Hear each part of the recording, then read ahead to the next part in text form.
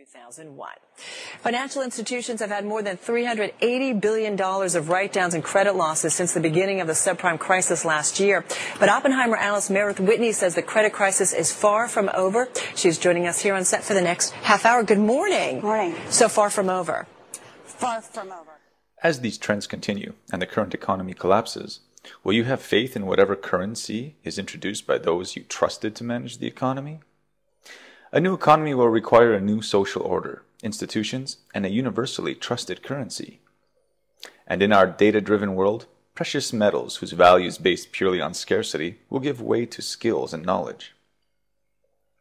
There is value in acquiring these skills and in giving services based on them. But that value, based on the quality, can only be determined by those in the industry. A plumber would not necessarily know the value or the quality of an accountant, or vice versa. This is no different than the situation today, and it's universally solved by asking someone you trust to recommend or evaluate the situation. And if you don't know someone, you ask someone who does.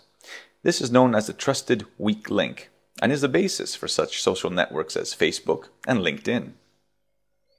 Although this can work well in small situations, it's difficult to expand over large geographies and populations, because the time delay in hopping over these weak links. But modern technology can be used to manage these relations to create a common trust among everyone. And when this value trust is established, people can earn and spend credits based on that trust. This is the basis of a federated model for a new economy. In such an economy, people would join and belong to societies different from those we see today. Consumer societies would allow the ultimate freedom to interact with brands as producers partner to provide for all aspects of those societies. The partnering of producers will create their own societies, then to provide to the consumers. And finally, resident societies will exist only because we have to physically be somewhere. In this new economy, many old ideas become obsolete. For example, there is no more need for countries, as the trust model crosses borders the same way people in different countries may have more in common than with their fellow countrymen.